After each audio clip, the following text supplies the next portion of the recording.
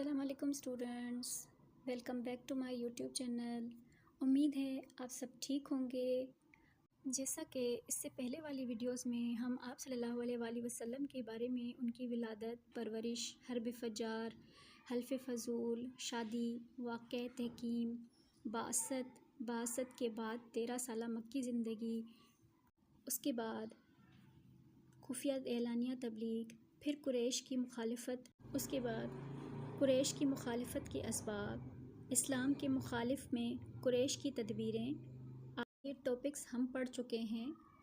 اگر آپ چینل پر نئے ہیں تو اس ویڈیو کی ڈسکرپشن میں پلے لسٹ کا لنک دیا گیا ہے، آپ وزٹ کر سکتے ہیں، وہاں سے ٹاپکس آپ کو اچھے سے سمجھ میں آ جائیں گے۔ تو آئیے آج کا ٹاپک شروع کرتے ہیں، امیر حمزہ کا قبول اسلام۔ امیر حمزہ رضی اللہ تعالیٰ عنہ، جو کہ آپ صلی اللہ علیہ وآلہ وسلم کے چچا تھے، ابھی اسلام نہیں لائے تھے، اور یہ اسی ٹائم کا واقعہ ہے جب حضرت امیر حمزہ نے اسلام قبول کیا۔ تو آئیے شروع کرتے ہیں۔ یہ واقعہ ہے نبوت کے چھٹے برس کا، یعنی نبوت کے چھٹے سال یہ واقعہ پیش آیا، جس میں حضرت حمزہ رضی اللہ تعالیٰ عنہ نے اسلام قبول کیا۔ نبوت کے چھٹے برس کا ذکر ہے کہ ایک روز نبی صلی اللہ علیہ وآلہ وسلم کوہ صفا پر بیٹھے ہوئے تھے۔ ابو جہل وہاں پہنچ گیا اور اس نے پہلے تو آپ صلی اللہ علیہ وآلہ وسلم کو گالیاں دیں، اور جب نبی کریم صلی اللہ علیہ وآلہ وسلم گالیاں سن کر چپ رہے تو اس نے ایک پتھر حضور صلی اللہ علیہ وآلہ وسلم کے سر پر دے مارا، جس سے خون بہنے لگا۔ آپ صلی اللہ علیہ وآلہ وسلم زخمی ہو گئے۔ نبی کریم صلی اللہ علیہ وآلہ وسلم کے چچا حمزہ کو خبر ہوئی تو وہ ابھی مسلمان نہ ہوئے تھے، قرابت کے جوش میں ابو جہل کے پاس پہنچے اور اس کے سر پر ایک زور سے کمان کھینچ کے ماری کہ وہ زخمی ہو گیا۔ حمزہ رضی اللہ پھر نبی کریم صلی اللہ علیہ وآلہ وسلم کے پاس آ گئے اور کہا، بھتیجے، تم یہ سن کر خوش ہوگے کہ میں نے ابو جہل سے تمہارا بدلہ لے لیا ہے۔ تو آپ صلی اللہ علیہ وآلہ وسلم نے فرمایا، چچا، میں ایسی باتوں سے خوش نہیں ہوا کرتا، ہاں تم مسلمان ہو جاؤ تو مجھے بڑی خوشی ہوگی۔ تو اس وقت حضرت حمزہ رضی اللہ اسی وقت مسلمان ہو گئے۔ اس طرح حضرت حمزہ رضی اللہ نے اسلام قبول کیا۔ اب آئیے نیکسٹ ٹاپک پہ آتے ہیں، حضرت عمر رضی اللہ بن خطاب کا اسلام قبول کرنا۔ یہ ایک پورا بہت ہی امپورٹنٹ واقعہ ہے، جس میں سے آپ کے کمپٹیٹیو ایگزام میں بھی سوال آتے ہیں، خاص طور پر یا تو آپ سے نبوت کا ایئر پوچھ لیتے ہیں، یا پھر یہ پوچھا جاتا ہے کہ کتنے مسلمان مرد عورتوں کے بعد حضرت عمر نے اسلام قبول کیا تھا، یا بعض دفعہ یہ سوال آ جاتا ہے کہ حضرت عمر رضی اللہ تعالیٰ عنہ کی بہن یعنی حضرت فاطمہ بنت خطاب کون سی سورت کی تلاوت کر رہی تھیں جس وقت حضرت عمر وہاں پہنچے تھے، یا کون سی سورت سے انفلوئنس ہو کر حضرت عمر نے اسلام قبول کیا۔ تو آپ کو اس پوری ڈسکرپشن میں ایکسپلینیشن میں آپ کو ان کے سوال جواب مل جائیں گے، تو غور سے سنیے گا، پوری ویڈیو دیکھیے گا۔ اسی عرصے میں تاریخ اسلام میں ایک نیا باب شروع ہوا۔ یہ دور حضرت عمر رضی اللہ بن خطاب کے اسلام لانے کے بعد شروع ہوا، جو کہ تاریخ میں نہایت اہمیت رکھتا ہے، کیونکہ حضرت عمر نہایت رعب و دبدبہ کے مالک تھے، تو اسی لیے آپ صلی اللہ علیہ وآلہ وسلم اکثر ان کے لیے دعا فرماتے کہ خدا حضرت عمر رضی اللہ کو اسلام لانے کی توفیق عطا فرمائے۔ ان کے اسلام لانے کا واقعہ بھی نہایت اہم ہے۔ ایک دن حضرت عمر کو یہ اطلاع ملتی ہے کہ ان کی بہن اور بہنوئی اسلام لے آئے ہیں۔ اس وقت تک حضرت عمر رضی اللہ تعالیٰ عنہ مسلمان نہیں ہوئے تھے، تو یہ خبر سن کر وہ بہت ہی غصے میں آ گئے۔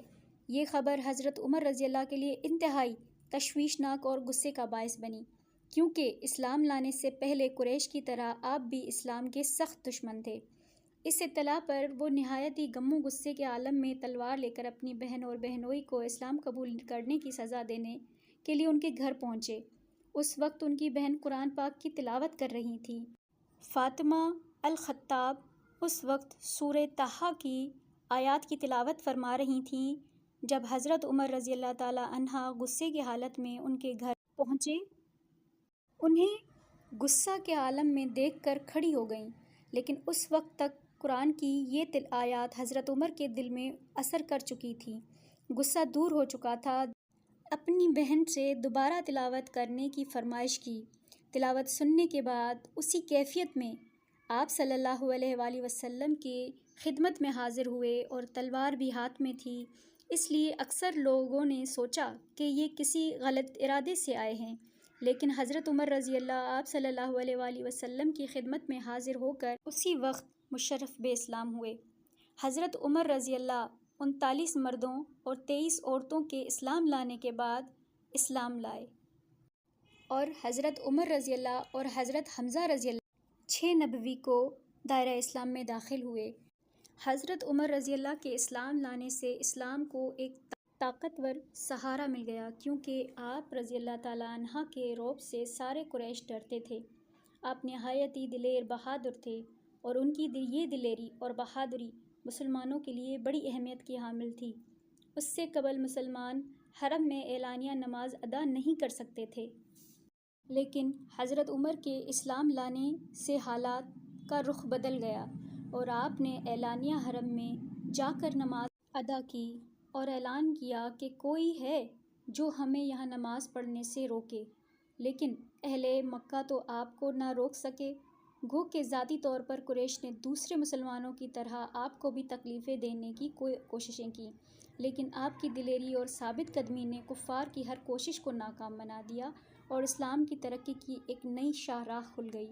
کیونکہ حضرت عمر کا شمار معززین میں ہوتا ہے، تو ان کے اسلام لانے سے گو کہ اسلام اب معززین میں بھی پھیلنے لگا، جس سے اسلام کو بڑی تقویت ملی اور دائرہ اسلام بھی وسیع ہوتا گیا۔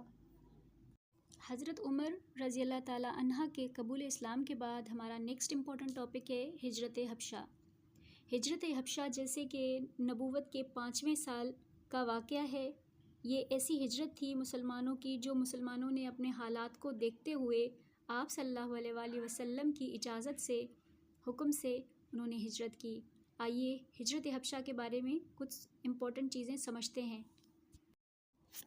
گو کہ مکہ کے معززین کے اسلام لانے سے اسلام کا دائرہ وسیع ہو گیا اور اسلام کو تقویت بھی ملی، جسے جسے اسلام غربا اور کمزوروں سے بڑھ کر معززین میں پھیلنے لگا، تو قریش کی مخالفت بھی اس قدر ہی تیز ہو گئی۔ اب انہوں نے غریب مسلمانوں کو بہت تنگ کیا، انہیں تکلیفیں دی، تو یہ برداشت کرتے رہے، لیکن آپ صلی اللہ علیہ وآلہ وسلم ان بے گناہوں پر ظلم و ستم برداشت نہ کر سکے، اور مسلمانوں کو سکون کی خاطر حبشہ کی طرف، جو ایتھوپیا کہلاتا ہے، اس کی طرف ہجرت کرنے کا حکم دیا، جو کہ ایک عیسائی ملک تھا۔ یہاں کا بادشاہ نجاشی تھا۔ کبھی کبھی اس طرح سوال آتا ہے کہ اس ٹائم جب حضرت محمد صلی اللہ علیہ وسلم کے حکم سے حبشہ کی طرف مسلمانوں نے ہجرت کی تھی، تو وہاں کا بادشاہ کون تھا؟ تو نجاشی تھا۔ آپ صلی اللہ علیہ وآلہ وسلم کے حکم سے مسلمانوں نے سکون کی خاطر نبوت کے 5ویں سال ہجرت کی، جس میں 11 مرد تھے اور 4 عورتیں تھیں، اور ان میں حضرت عثمان رضی اللہ اور حضرت رقیہ رضی اللہ بھی شامل تھے، جنہوں نے ہجرت کی۔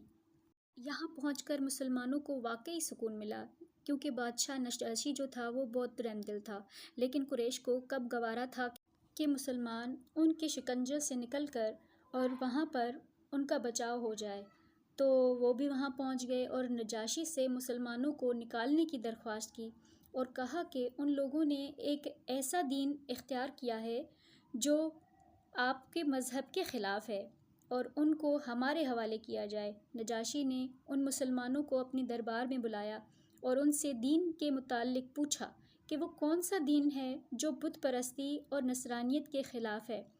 اس کے جواب میں حضرت جعفر رضی اللہ نے کہا، ہم لوگ جاہل تھے، بتوں کو پوجتے تھے، بدکاری کرتے تھے، اپنے سے کمزور کو نیچا دکھاتے تھے۔ ان حالات میں خدا نے ایک پیغمبر بھیجا جس کی صداقت، پاک بازی اور دیانتداری سے ہم واقف ہیں۔ اس نے ہمیں خدائے واحد کی طرف بلایا اور بتوں کی پرستش سے منع کیا، سچ بولنے کی تلقین کی، امانت داری کی تعلیم دی۔ ہم نے ان کی تعلیمات کو قبول کیا، جو ان کے نزدیک ہمارا جرم ہے، اور اس جرم میں یہ ہمارے دشمن بن گئے۔ یہ نجاشی کے دربار میں حضرت جعفر رضی اللہ تعالیٰ عنہ نے بتایا۔ اس کے بعد حضرت جعفر رضی اللہ نے قرآن کی چند آیات سنائیں، جنہیں سن کر نجاشی بہت متاثر ہوا اور قریش کے آدمیوں کو واپس کر دیا۔ یہ قریش کی سخت بے عزتی تھی، اس لیے اس سے ان کے وقار کو ٹھیس پہنچی۔ وہ ایک غیر ملک کے بادشاہ کے دربار سے ناکام لوٹے تھے۔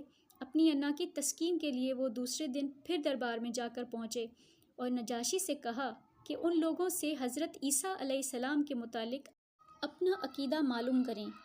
اس سے قریش مسلمانوں کو نجاشی کی نظروں سے گرانا چاہتے تھے، کیونکہ قرآن نے عیسائیوں کے گمراہ کن عقائد کی سخت مخالفت کی ہے، لیکن حضرت جعفر رضی اللہ نے جواب دیا کہ قرآن کے رو سے وہ خدا کے بندے، اس کے پیغمبر اور اس کی روح ہیں۔ نجاشی یہ سن کر بے اختیار پکار اٹھا، بے شک تم درست کہتے ہو۔ حضرت جعفر رضی اللہ کا جواب قریش کی توقعات کے خلاف تھا۔ اب بھی ان کو ناکامی ہوئی اور ناکام واپس چلے گئے۔ قریش کی واپسی کے بعد مسلمان کچھ عرصہ تک سکون سے رہے، لیکن چند دنوں میں ہی مسلمانوں کو یہ اطلاع دی گئی کہ اہل مکہ اسلام لے آئے ہیں، جو مسلمانوں کے لیے ایک بڑی خوشخبری تھی۔ فوراً ہی حبشہ سے مکہ کی طرف چل پڑے، لیکن مکہ کے قریب پہنچے تو اس غلط خبر کی تردید ہو گئی، جس میں سے کچھ واپس چلے گئے حبشہ اور کچھ مکہ آ گئے۔ ادھر قریش حبشہ سے ناکامی ان کے لیے باعث ندامت تھی، جس سے ان کا تمام تر غصہ مسلمانوں پر ظلم و ستم کر کے ظاہر ہونے لگا، اور ان کے ظلم و ستم کی وجہ سے مسلمانوں نے دوسری بار ہجرت کی حبشہ کی طرف، جس میں 83 مرد اور 20 عورتیں تھیں۔